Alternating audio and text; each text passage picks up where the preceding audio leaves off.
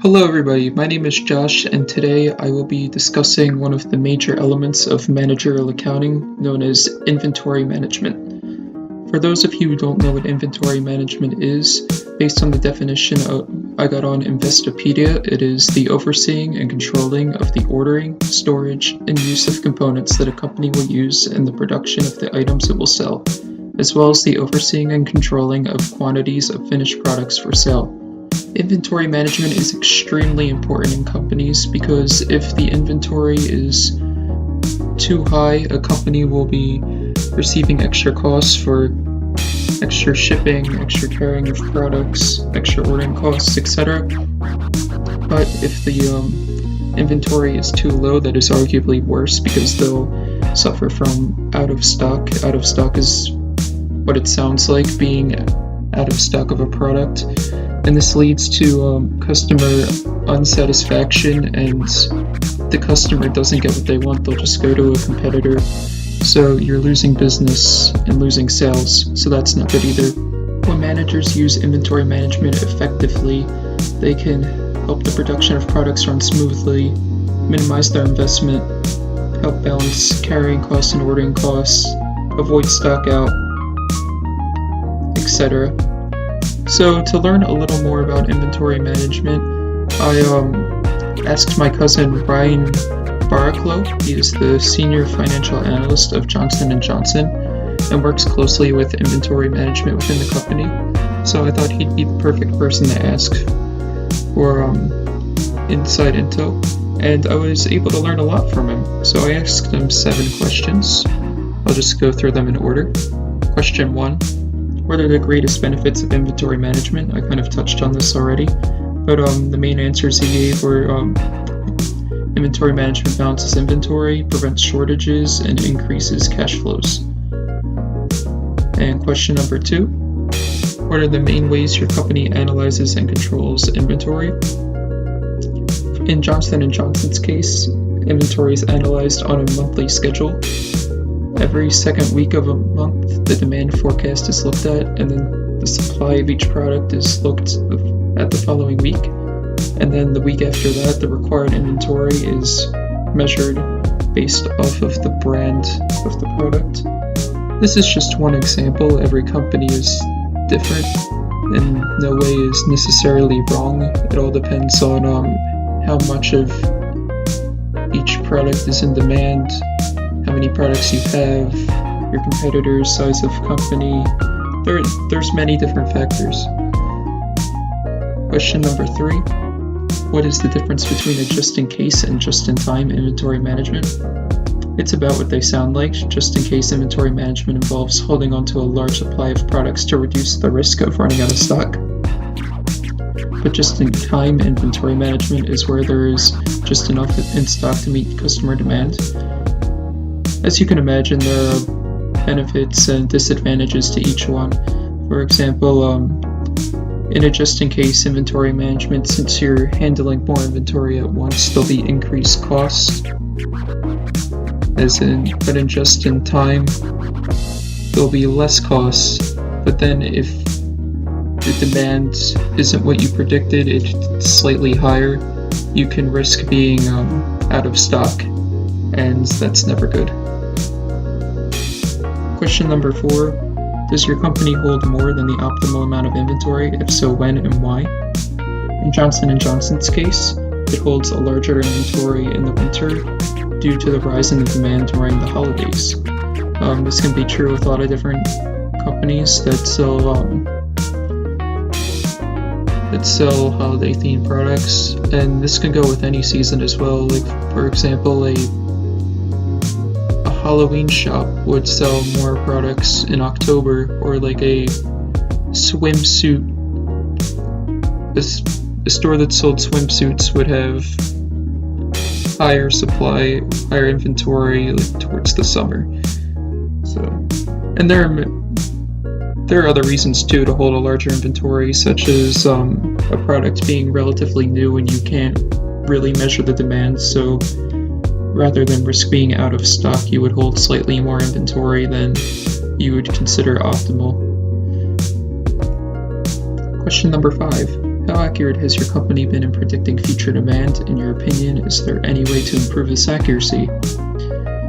And Ryan talked about how Johnson & Johnson had some historical data problems in the past. What this means is some of the products are relatively new, so they don't have enough data to accurately predict demand. And he believes with more products and more data over time, the company will slowly get better at predicting the demand of each product, which will overall benefit the company's inventory management. And question number 6, can you explain economic order quantity?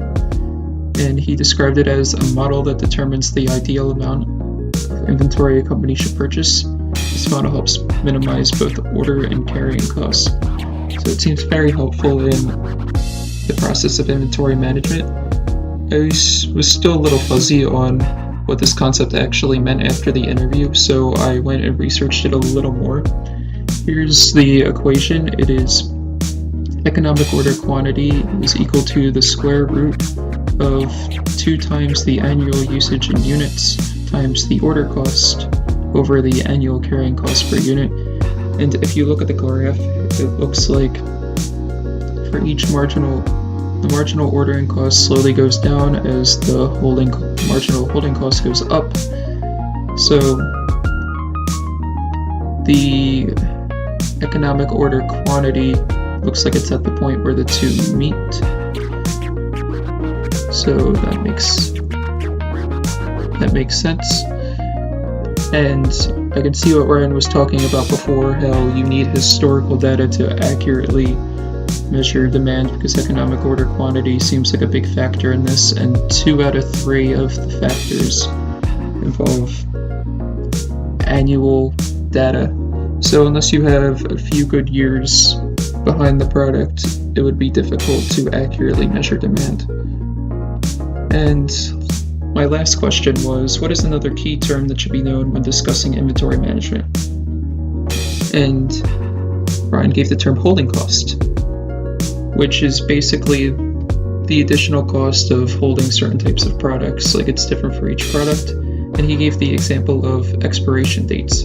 So milk would have a higher holding cost than, say, like a rubber ball, because a rubber ball you can just hold for an indefinite amount of time, but milk, after a week or 2, it starts to spoil.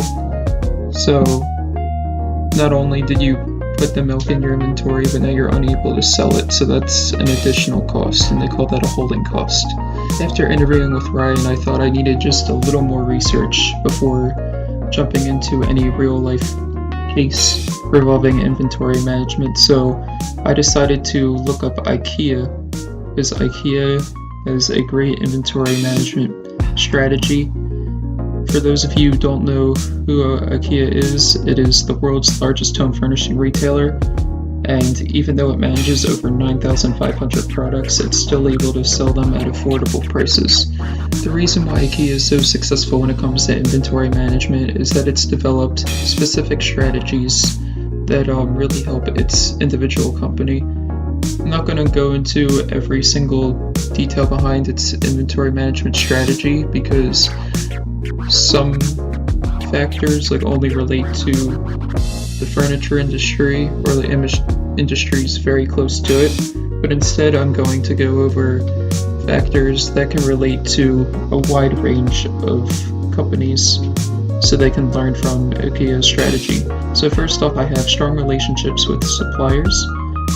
Even though IKEA strongly believes in competition between its suppliers, it likes to set up long-term contracts for certain products that it knows that it's going to need over a long span of time.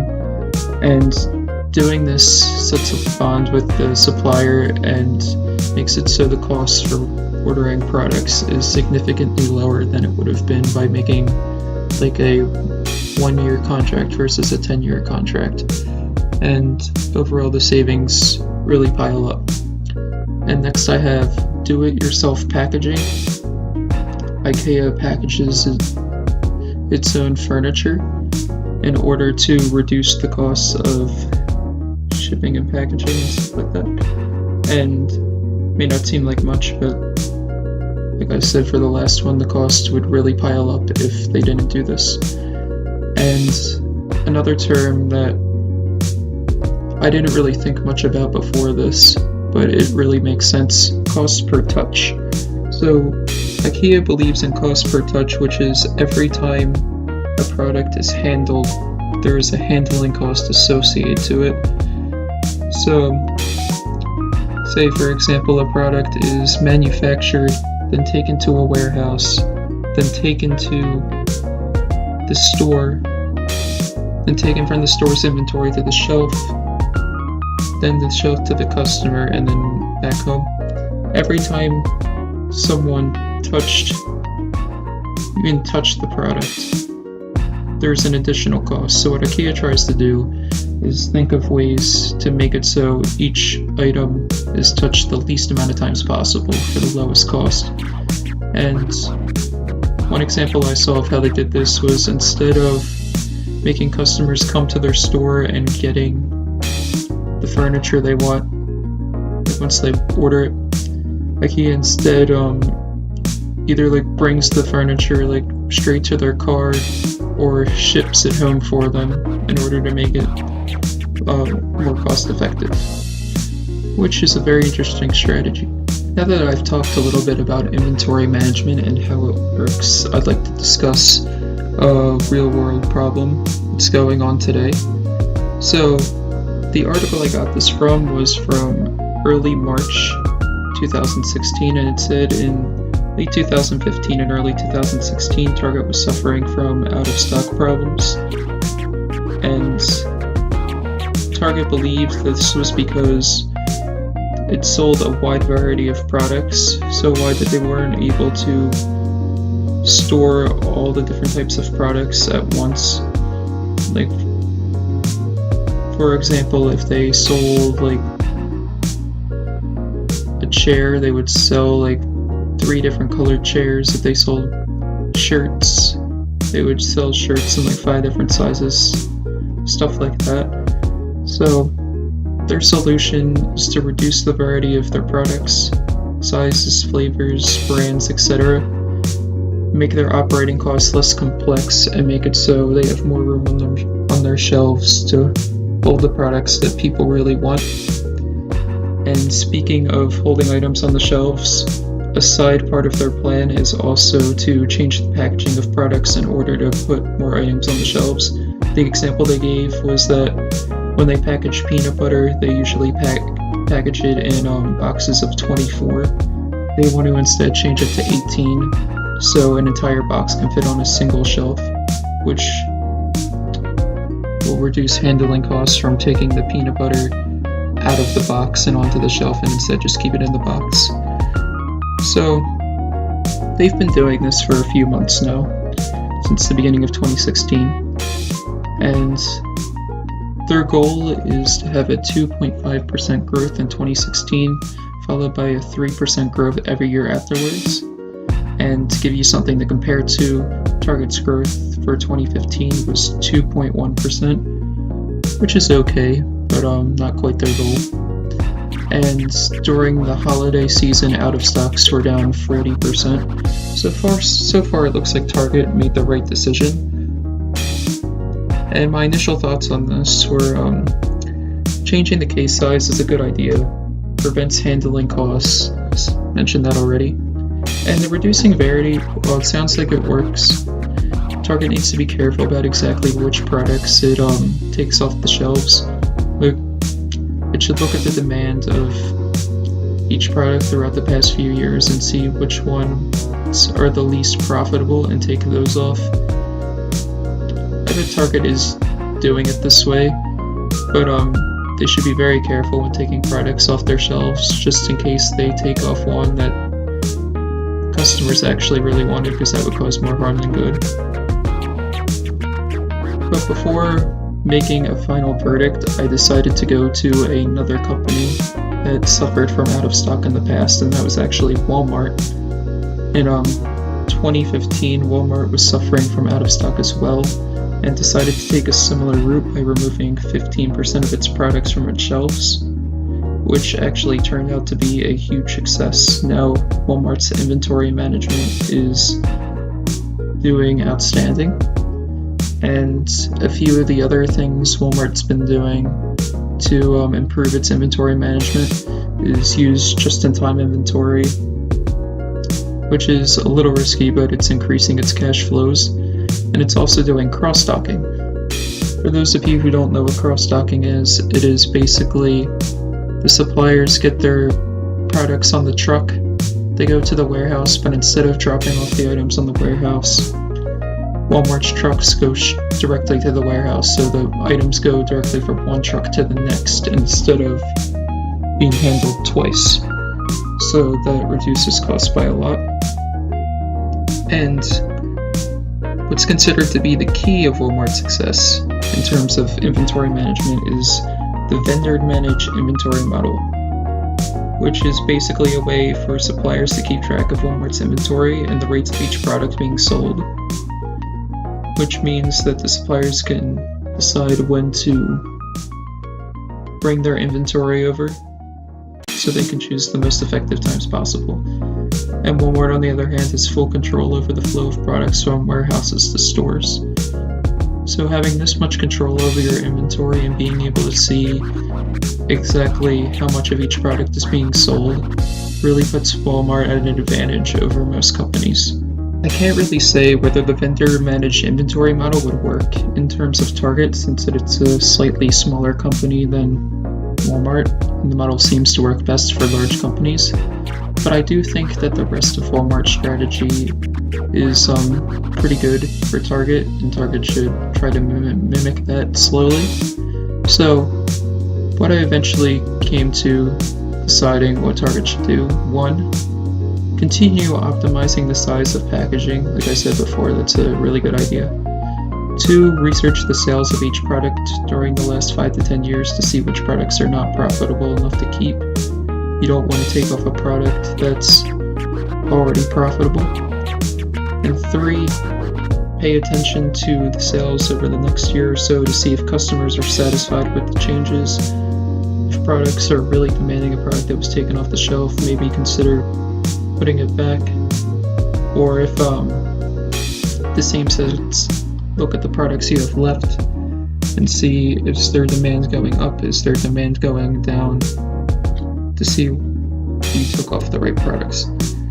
And after some time has passed and Target's new line of products are set, work towards making some more changes, such as just-in-time management. You don't want to do just-in-time management right away, since demand will be kind of fluctuating when you first start. Like if you have two brands of shirts and you take one off, chances are the demand of the other shirt will go up, since people can't buy the first shirt anymore. So you want to wait a year or two to see where demand is before you do just-in-time management, or at the very least set up a buffer inventory, because the last thing you want to do is be out of stock. That's what Target is trying to prevent. Cross-stocking is another great idea from Walmart, and if Target is not doing that already, it should be doing it. It should really be up in part 3, because it can be doing that before the demand of the products are set.